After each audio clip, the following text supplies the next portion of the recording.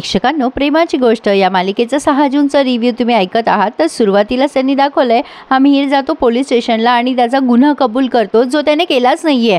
साहेब, मी मिहीर कोळी, तुम्ही त्या सागर कोळींना बाहेर काढा, तुम्ही चुकीच्या माणसाला अटक केली आहे, मी केलंय ते सगळं। आता तो पोलीस म्हणतो, सागर कोळीचे कोण आहात तुम्ही आणि काय पुरावा आहे, हे सगळं तुम्ही केलंय? आता हा मिहीर म्हणतो, अहो पुरावा कशाला, मी स्वतः सांगतोय तुम्हाला मी केलंय, तुम्ही आधी सागर कोळींना सोडा बरं, मी सगळं केलंय, मी सांगतोय तुम्हाला। आता ते पोलीस म्हणतात, तुझं काय मोटिव्ह आहे? मग आता तो मिहीर म्हणतोय, मला त्या सागरची सक्सेस सहन होत नाही म्हणून हे सगळं करतोय मी। पोलीस म्हणतो, आता कबूल करतो हे? मिहीर म्हणतो, अहो तुम्हाला काय करायचंय, मी केव्हाही कबूल करेल, आधी सागर कोळीला रिलीज करा बरं। आता सागरला जेलमधून काढण्यात येते। सागरच्या लक्षात आलंय की हे सगळं मिहीरने स्वतःवर घेतलंय। सागर म्हणतो, काय चाललंय तुझं मिहीर, अरे वेडा आहेस का तू? अरे कशाला करतोयस हे सगळं? अरे राजा, अरे असं नको करू, अरे नाही केलाय तू गुन्हा, कशाला अंगावर घेतोस तुझ्या?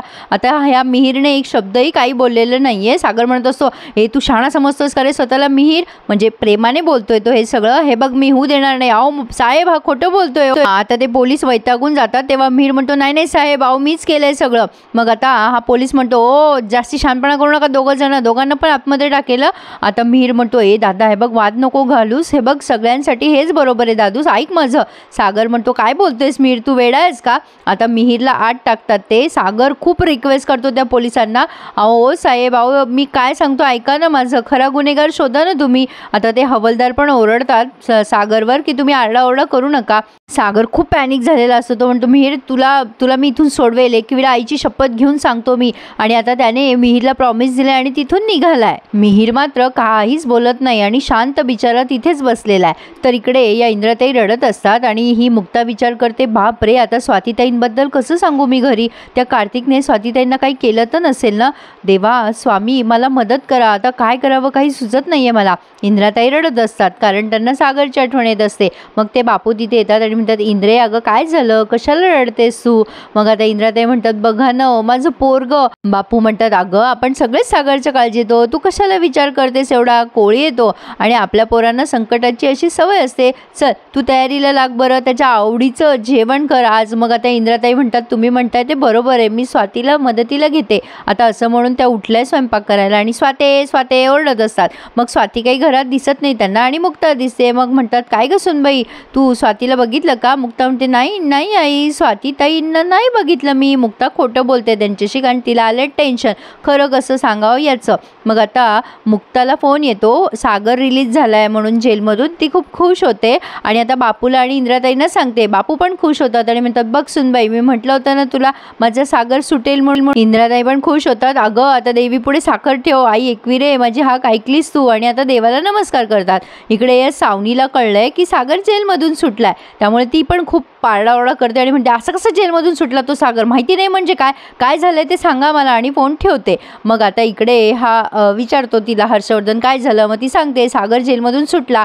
मग हर्षवर्धनही तिच्यावर चिडतो आणि म्हणतो, असं कसा सुटला? सावनी विचार करते, तेच कळत नाहीये, हा सुटू कसा शकतो जेलमधून? आता इकडे कोळींच्या घरी जल्लोष चालू आहे, सईने रांगोळी काढली आहे फुलांची, लकी तिला मदत करतोय। बापू म्हणतात, अगं लवकर आवरा इंद्रा, अगं तो येईलच लवकर सागर, सुनबाई आवर लवकर। इंद्राताई म्हणतात, अहो आज माझा पोरगा जेलमधून सुटणार आहे। मग बापू म्हणतात, सुनबाई तू ओवाळ। मग या इंद्राताई चिडतात आणि म्हणतात, ती कणाला? बापू म्हणतात, इंद्रा अगं असं काय करते, लग्नाची बायको आहे ना ती आपल्या सागरची। मग इंद्राताई म्हणतात, मी पण जन्म देणारी आई आहे, मीच ओवाळणार। मग मुक्ता म्हणते, राहू द्या बापू, त्यांनाच ओवाळू द्या। मग बापू म्हणतात, बघ अशी सून मिळायला नशीब लागतं। तेवढ्यात आता सागर तिथे आलाय आणि असं त्यांनी दाखवलंय की खूप दुःखी येतो, टेन्शनमध्ये। हे सगळे खूप आनंदात असतात, त्या सागरचं औक्षण वगैरे करतात, पण सागरला मात्र खूप टेन्शन आलंय। इंद्राताई पण त्याला औक्षण करतात, पण सागरच्या चेहऱ्यावर टेन्शनच असतं। आता त्याला औक्षण करून घरात घेतलंय। मुक्ता विचारते, सागर काय झालं, तुमच्या चेहऱ्यावर आनंद दिसत नाहीये, तुम्ही इतके टेन्शनमध्ये का आहात? आता हा खाली वगैरे बसतो, पण आता यांना अजून पण काही माहिती नाहीये। बापू खूप खुश असतात, बघ सुनबाई, मी म्हटलं होतं ना माझा सागर सुटेल म्हणून, पण या मुक्ताला कळतंय सागरच्या चेहऱ्यावर काहीतरी टेन्शन आहे। मुक्ता म्हणत असते, काय झालंय सागर, तुम्ही काही सांगत नाही आहात? मग सागर सांगतो शेवटी की मिहिरने सगळे आरोप स्वतःवर घेतले. त्याने सांगितलंय की तोच सागर फिशरीमध्ये स्मगलिंग करायचा, माझ्यावर जळत होता म्हणून. असं का केलं मिहिरने काही कळत नाहीये. मुक्ता आता एकदम पॅनिक होऊन म्हणते, काय सांगताय सागर? अहो असं का केलं मिहिरने? आता सागर म्हणतो त्याचं खूप प्रेम आहे ना माझ्यावर म्हणून. आता मुक्ता म्हणते, अहो पण हे चुकीचं आहे, आपल्याला मिहिरला सोडवायला हवं सागर. अहो असं कसं झालं? मिहिरने काय काय केलंय सागर आपल्या फॅमिलीसाठी, आपल्याला त्याला वाचवावं लागेल. तो आपल्या फॅमिलीसाठी ढाल बनून उभा होता कायमच.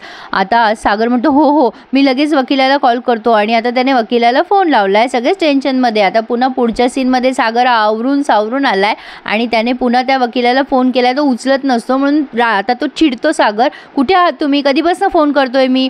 तो वकील म्हणतो, सॉरी सर मी ड्राईव्ह करत होतो. मग सागर म्हणतो, हे बघा बस मिहिरने स्वतःवर घेतलाय गुन्हा, तुम्ही आधी त्याला सोडा, काही करा पण मिहिरला बाहेर काढा. आता तो टेन्शनमध्ये बसलाय आणि रडायला लागतो. मुक्ता येते तिथे आणि म्हणते, काय झालंय सागर? हे बघा एवढा स्ट्रेस घेऊ नका तुम्ही. आता हा सागर रडायला लागतो आणि म्हणतो, कसं आहे बघा ना माझा मिहिर, यारो का यार, मागचा पुढचा काहीच विचार करत नाही. याआधी पण असंच केलं त्याने, न केलेला गुन्हा स्वतःवर घेतला, आता पण मला वाचवायसाठी हे करतोय. तो का कशासाठी करतो? त्याला माहिती आहे मी काही केलेलं नाहीये, पण मी जेलमध्ये नाही राहायला पाहिजे म्हणून करतो. असं का करतोय हा मुलगा? लग्न तोंडावर आलंय ना त्याचं. आता मुक्ता त्याला समजवते, सागर एवढा टेन्शन घेऊ नका, स्ट्रेस नका घेऊ, आपण काही वेडं वाकडं नाही होऊ देणार आहे मिहिर सोबत, आपण आणू ना सगळं सत्य समोर. मग आता हा सागर म्हणतो, अहो कसं कसं आणायचं? त्याने स्वतः सत्य केलंय ना मान्य, याने मागचा पुढचा विचारच नाही केला आणि त्या आगीत उडी घातली आहे. नाही मला माहिती आहे मी नशीबवान आहे, माझा इतका चांगला मित्र, इतका चांगला भाऊ माझ्या आयुष्यात आहे, पण तो आते आणि मी बाहेर, मी बघूच शकत नाहीये. सागरची नुसती तडफड सुरू आहे आणि ती मुक्ताला कळते. पण ती विचार करत असते, आता सागरला स्वातीताईंबद्दल कसं सांगू आणि काय सांगू? स्वामी आता तुम्हीच सोडवा हा गुंतवा, असे ती मनात विचार करते. तर आता डायरेक्टली ही मुक्ता पुढच्या सीनमध्ये सावनीकडे दाखवली आहे. ती सावनीला जाऊन खूप झापते, पण मस्त शब्द वापरलेत तिने. प्रेक्षकांनो हा पुढचा सीन तुम्ही पूर्ण बघा. सावनी मुक्तालाच ओरडते, कशाला आलीयस ग इथे? मग मुक्ता म्हणते, अजून किती जणांचा बळी देणार आहेस, किती नात्यांचा बळी देणार आहे?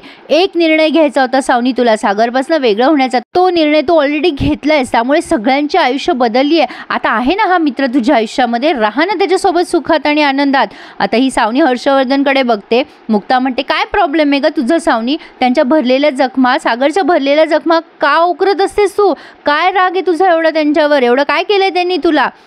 अगं किती घाव दिलेस आतापर्यंत तू त्यांना, पण तुझं सूड घेण्याची भावना पूर्ण होतच नाही. अगं तुझ्या का लक्षात येत नाही, या सूड घेण्याच्या भावनेमध्ये तू स्वतःचं नुकसान करतेस आणि तुझीच माणसं पळून निघतात. ही सावनी म्हणते, शटापा मुक्ता, तू काय बोलतेस मला कळतच नाहीये, एवढ्यानं ओरडू नकोस. मुक्ता म्हणते, तुला कसं कळेल ग? सागरला त्रास देण्याच्या पलीकडे दुसरा कुठलाच येत नाही ना विचार तुझ्या डोक्यात. अगं सागरला कोणीतरी वाचवलंय, कारण त्याच आगीत कोणीतरी उडी घेतली आहे. पुन्हा कोणीतरी दाखवून दिलंय की तुझी माणसं तुला नाही, पण तुझी माणसं सागरला जास्ती जवळची आहेत.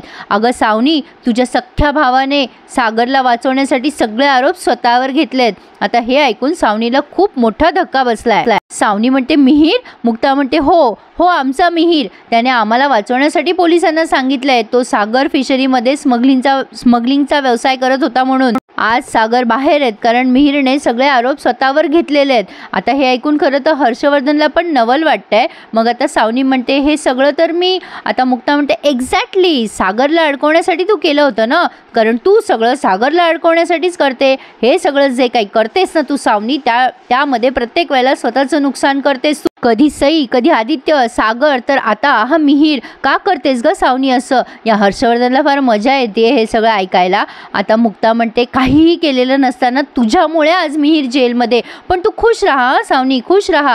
तुला साजरा करायला आहे ना आजचा दिवस, कारण आहे ना तुला. अगं सागर खूप टेन्शनमध्ये, सागरला काळजी वाटते ना त्यांचा भाऊ जेलमध्ये असल्यामुळे, त्यामुळे तू खुश राहा, तू आनंदी राहा. मला तर आता तुझी क्यू पण येत नाही सावनी, जा तुझ्या मित्राबरोबर साजरा कर आजचा दिवस. सागर खूप टेन्शनमध्ये, हाच तुझ्या आयुष्याचा उद्देश आहे ना, त्यांना टेन्शनमध्ये ठेवायचं, कोणाच्या आयुष्याची वाताहत लावायची त्यांच्यासाठी. सावनी एक लक्षात ठेवायचं, मिहिर आमचा आहे, ही त्याची वहिनी आणि त्याचा सख्खा भाऊ त्याला या अवस्थेत राहू देणार नाहीये. मुक्ता तिला अशी धमकवते, पुन्हा जाते आणि पुन्हा माघारी फिरते आणि म्हणते, अगं काळजी नको करूस ग सावनी, आम्ही मिहिरला बाहेर काढूच, तो आमचा आहे ना, आम्ही आमच्या माणसांची साथ साथ कधीच सोडत नाही बरं का सावनी. आता हा सावनीला जोरदार टोमणा होता. असं बोलून ती मुक्ता निघून जाते. पण आता या सावनीला आलंय टेन्शन. पुढच्या सीनमध्ये आपण बघतोय वकील सागरला फोन करतो आणि म्हणतो, साहेब तुम्ही जरा याल का लवकर इथे पोलीस स्टेशनला, मी बाहेर उभा आहे पोलीस स्टेशनच्या आणि तुमची वाट बघतोय. सागर म्हणतो, बरं बरं मी पोहोचतो. तर सावनी आणि हर्षवर्धन या दोघांमध्ये आता वाद सुरू झालेत. सावनी म्हणत असते, काहीही झालं तरी मिहिरला आधी बाहेर काढ हर्ष. तो हर्ष आता हसतो सावनीला. मग सावनी म्हणते, हे बघ तो माझा भाऊ आहे हर्ष. आता हर्षवर्धन म्हणतो, भाऊ? अगं कसला भाऊ, तो कुठे तुला बहीण मानतो. ती मुक्ता येऊन 4 शब्द काय बोलली तुला, लगेच पुळका आलाय का तुला त्या मिहिरचा? कशाला सोडवतेस त्याला, राहू दे त्याला जेलमध्ये. मग सावनी म्हणते, हे सगळं मिहिरसाठी नव्हतं ना हर्ष? मग हर्षवर्धन म्हणतो, नव्हतं ना, पण त्यानेच तर त्याच्या दादूसला वाचवायला उडी मारली आहे, त्यात आपण काही करू शकत नाही त्यात. सावनी म्हणते, तू नसशील करू शकत पण मी मात्र करू शकते हर्षवर्धन. मुक्ताला फोन केलाय या सागरने आणि तो म्हणतोय आपल्याला पोलीस स्टेशनला जायचंय. मुक्ता कुठे आहात तुम्ही? मुक्ता म्हणते, मी खालीच आहे आपल्या बिल्डिंगच्या. मग सागर म्हणतो, थांबा तुम्ही तिथेच, मी आलोच. आता मुक्ताला टेन्शन आलंय, काय आहे नेमकं पोलीस असो. पण आता सावनी म्हणते, तुला काही करायचं नाही हर्षवर्धन, तर मी करू शकते. मी माझ्या मिहिरच्या पाठीशी कायम उभी राहणार आहे. हर्षवर्धन म्हणतो, अगं जरा भानावर ये सावनी, ते डील आपल्याला मिळालंय आणि तो सागर गेलाय जेलमध्ये आणि त्या मुक्ताला पण मनस्ताप झालाय. मग सावनी म्हणते, एक्झॅक्टली तुला जे हवंय ना ते मिळालं ना, आता मला जे हवंय ना ते मला करू दे. माझ्या मिहिरला मी काहीच होऊ देणार नाही, काही झालं तरी. आता हिने त्या हर्षवर्धनला चांगलंच धमकवलंय. पण आता तुम्ही हाच विचार करत असाल ना की सावनीने नेमका कुठला डाव खेळला आणि कसं या मिहिरला सोडवलं, तर ते पुढे बघा प्रेक्षकांनो. हिने कोणाला तरी कॉल लावलाय पण ते त्यांनी आजच्या भागात नाही दाखवलंय, हे आपण पुढे बघणार आहोत. तर या सावनीने कार्तिकला कॉल केला आहे आणि आता ही स्वाती त्याच्या तावडीतून सुटली आणि सगळा गुन्हा तिथे जाऊन सांगते की कार्तिकने हे सगळं केलंय. त्यामुळे मिहिरची सुटका होते आणि कार्तिकला अटक होते. आता हा मिहिर सुटल्यामुळे हर्षवर्धन सावनीवर चिडतो आणि म्हणतो, वेड्या बहिणीची वेडी माया बरी उफाळून आली तुझी. अगं तुझ्या मूर्ख मूमुळे त्यांचा कॉन्फिडन्स वाढलाय सावनी आणि सागर मुक्ताचे चांगले दिवस सुरू झाले. तर आता बघत रहा प्रेमाची गोष्ट पुढे अजून काय काय दाखवते. माझा रिव्ह्यू आवडल्यास लाईक करा, चॅनलला सबस्क्राईब करा आणि प्लीज लाईक करा. धन्यवाद.